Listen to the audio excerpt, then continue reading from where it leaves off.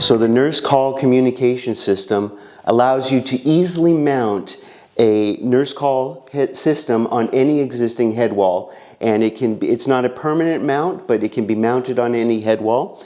You could have up to 20 different nurse call head walls controlled by one instructor system. So it's very flexible that way. If you need one or up to 20, we can configure a custom solution for your lab.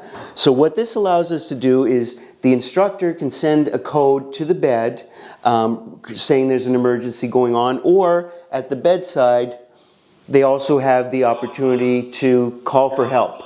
And we know code blue is not used in the UK. We are going to be coming up with a custom Simmons Skills version of this with the correct alarms. Another thing that we have that's very unique is we have push-to-talk walkie-talkie. So from the bedside, you can press the walkie-talkie and talk to the nurse station, and vice versa. At the nurse station, if they want to send you a message, they can press their walkie-talkie and you'll hear it at the bedside. So this system is great. So we also have two-way communication. We're tracking when the alarm was sent, when it was responded to. We can do multi-patient coordination scenarios with this. So it's one of our very popular systems as well.